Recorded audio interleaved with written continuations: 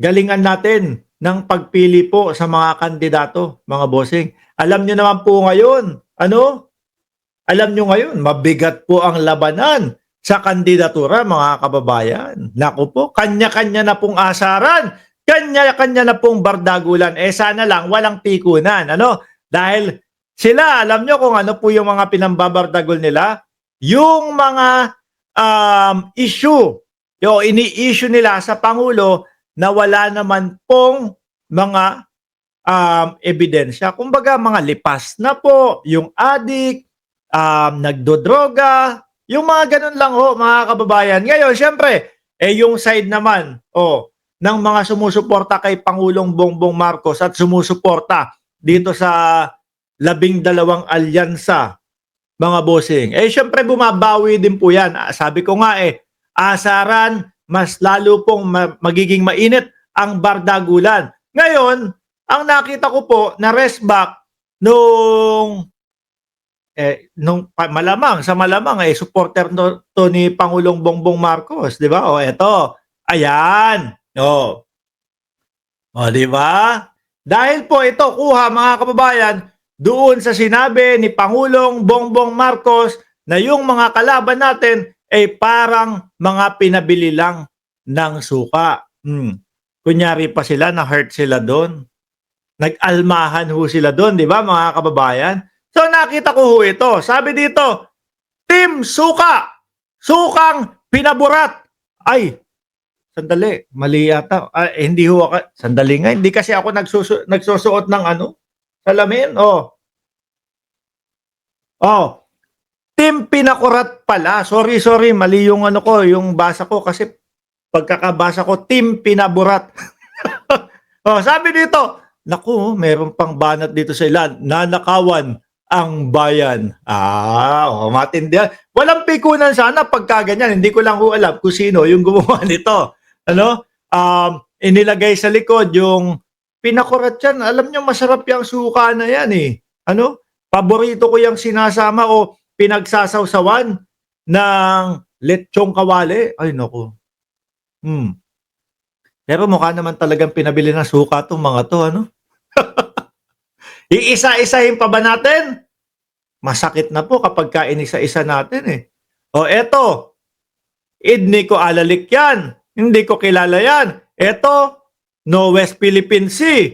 Eto, si Tobats. Ano si Tobats? Si Boy Hearing na wala namang pinapatunguhan. Si Boy Malasakit, puro malasakit na lang. Eto, si dating Pangulong Duterte. Si Boy Patayan, si Boy Bombahan. Si Robin Padilla, ay nako, magaling to, Ito yung senador, mga kababayan, na nagsusulong ng bill na anti-dynasty o dinastiya po, mga kababayan. Pero siya yung mismong nangunguna na mag-react ng okay po yan, 3 Duterte sa Senado. Tapos, yung nasa likod ni Robin Padilla, hindi ko din ho kilala yan. Eto, si Jimmy Bondoc, magaling kapag kinakanta niya yung yung kanta niyang Does the Moonlight Shine on Paris? Idol ko po yan si Jimmy Bondoc. Alam na alam ko po yung mga kanta niyan Does the Moonlight Shine on Paris? Ay, hindi ba si Jimmy Bondoc yung kumanta noon? Si Paulo Santos. Idol tapos hindi alam yung kanta, alam ko, Let Me Be the One. Idol ko po sa pagkanta. Pero pagdating po sa Senado, sorry, hindi po, Pasensya na po. Kahit na araw-araw pa yan nandoon sa campaign rally ng Pinakurat rally, hindi ko po pupuntahan. Bakit? Baka mabilang pa ako ng mga DDS. Si Mark Ramos yun DDS pala yun sumusuporta kay Jimmy Bondoc. Yung pagiging singer lang po, At hindi po yung pagiging politiko, mga kababayan. At sa likod naman po, si Boy, mamatay na kayong lahat. Philip Salvador. Ayun po, ang team Pinakurat. Ayan po, mga kababayan, Sino kaya mananalo dito? Base po doon sa survey, ang nakikita ko po na makakapasok, mukhang si Bongo lang po, no? Dahil doon sa, siguro, sa malasakit niya.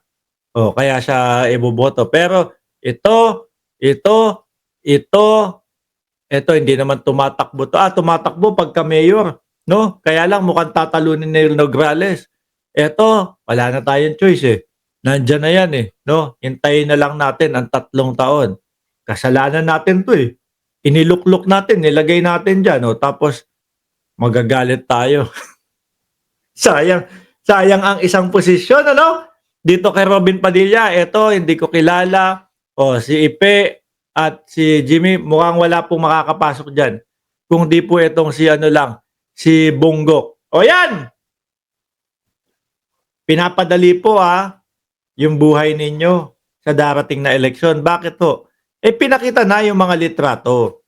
Pinakita na nila kung sino-sino silang mga magkakasama. So, sabi ng taong bayan, uy, salamat sa inyo O bakit? Kasi nagpa-picture kayo sama-sama. O bakit naman? Kasi alam na namin kung sino-sino kayong mga iiwasan namin sa pagdating ng eleksyon at pagdating ng botohan. Ganun pala. Di ba? Bakit? Kasi ayan alam naman namin na maka-Duterte kayo O ano naman kung maka-Duterte? Kasi wala daw kayong nagawa. Wala daw kayong mga wenta. Which is, yun naman ang katotohanan, mga kababayan. Sabi ni Lozano Vlog, Kabukid Vlog, nagbabanta sa akin, asar talo. Naka-live din kasi. Sino yun? May pagbabanta pa. Nandiyan si Ma'am Brenda Barton. Game. Sabi ni Lozano Vlog, solid PBBM kami. Nandyan din pala si Tina B. Anyway, mga kababayan, iwan na muna natin to. No? Dahil yung mga rally naman po nito, mga boss, pang ano lang po pang yung mga maliliit na venue lang po. No? Alam naman natin na konti yung nanonood dito, na konti yung mga sumasama dito, yung mga EDSA nga nila napabagsakin ang Pangulong Bongbong Marcos, walang pumupunta eto pa kaya yung campaign rally nila. Napakalayo po, mga kababayan, no? Dito. Ayan, di ba? Nagpapaiyak na naman si Andrew Pinapaiyak na naman yung mga DDS. Andrew Worldwide, ipinost yung kanyang performance doon po sa isang kaganapan, no? Sa campaign rally ng Alyansa, mga bossing. Kung titingnan nyo, hindi ko pa pineplay